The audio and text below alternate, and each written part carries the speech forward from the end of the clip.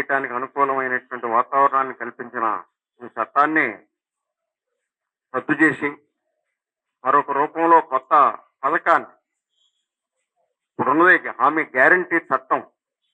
ఈ చట్టం కనుక అమలు పరకపోతే కోర్టుకెళ్ళి వృత్తి పొందటానికి కూడా ఇందులో ఆ పాత చట్టంలో అవకాశం ఉన్నది. అటువంటి అవకాశం లేకుండా చేసి మరొక పథకాన్ని తీసుకొచ్చి ఈ చట్టమే అని చెబుతున్నారు. మేము 125 రూపాయలు పెంచామని చెబుతున్నారు. ఇప్పుడు ఇస్తున్నటువంటి గ్రాంట్ మొత్తం 1,10,000 కోట్ల నుంచి 70,000 కోట్లు తగ్గించిన తర్వాత 40-50 రోజులు కూడా పని దొరకనటువంటి స్థితిలో 125 రోజులు పెంచితే మాత్రం నిధులు ఇవ్వకుండా పెంచితే ఉపయోగమే ఉంది. అందువల్ల నిధులు కోత విధించి పథకాన్ని పెంచామనేటువంటి తప్పుడు ప్రచారం గ్రామాల్లో చేస్తున్నారు. అది కూడా సరైంది కాదు. అంతేకాదు మరొక అంశం ఇందులో కీలకంగా ఉన్నది.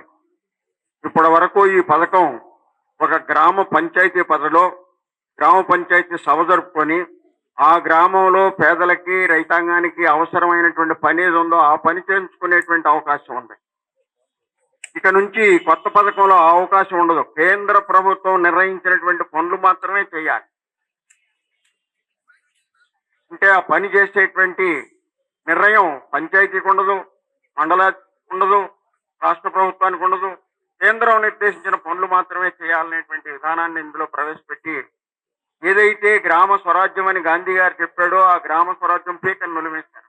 గ్రామంలో రైతులు కూలీలు గ్రామ సభ జరుపుకొని ఈ పథకాన్ని ఎట్లా ఏ పనికి ఉపయోగించుకోవాలో చేసి నిర్ణయం చేసుకునేటువంటి హక్కుని ఇందులో తీసేశారు. అట్లాగే జిఎస్టీ వచ్చిన తర్వాత రాష్ట్రాల యొక్క ఆదాయాలన్నింటినీ గండిగొట్టి కేంద్రం లాక్కుంటూ ఆ ఆదాయాలను మొత్తాన్ని తీసుకెళ్లి ఏంటంటే కార్పొరేట్ సంస్థలకి కట్టబెడుతూ ఈ చట్టానికి వచ్చేసరికి దీనికి అవసరమైన నిధుల్ని ఇదివరకు 90% ఇచ్చేది 60% కట్ చేసి 40% రాష్ట్రం పెట్టుకోవాలని బాధ్యనంతా రాష్ట్రాల మీద వేసింది. అంటే మరొక రకంగా చెప్పాలంటే దీన్ని చట్టం అని పథకం అని పేరు పెట్టి పథకాన్ని గొంతు నిలిపేటటువంటి ఇది చేశారు. అందుకని ఏ రకంగానూ సహించడానికి వీల్లేనటువంటి పరిస్థితి ఉంది. చెప్పారు 2001లో 13 మాసాలు పోరాడి చట్టాలను రద్దు చేసుకున్నటువంటి చరిత్ర భారతదేశ రైతాంగానికి ఉంది. రైతులకి, వ్యవసాయ కార్మికులకి, కార్మిక వర్గం సహాయంతో మళ్ళా అటువంటి చట్టాలను ఈ రోజు తెచ్చారు. ఆ చట్టాలకు వ్యతిరేకంగా మరొక పోరాటం నిర్వహించడానికి సంయుక్త కిసాన్ మోర్చా సంసిద్ధమవుతూ ఉంది. ఆ సంసిద్ధమవుతున్న తరుణంలోనే ఈ చట్టాన్ని కూడా ఈ రకంగా తీసుకొచ్చారు. దీన్ని కూడా కలిపి పోరాడాల్సినటువంటి అవసరం ఉంది. పోరాడి కొత్త చట్టాన్ని రద్దించి పాత చట్టంలో లోపాలు ఏమన్నా ఉంటే సవరించుకోవచ్చు. 100 రోజులు 110 రోజులు పంచాలంటే ఒక జీవో ఇస్తే సరిపోదు, కానీ చట్టాన్ని మార్చక్కర్లా.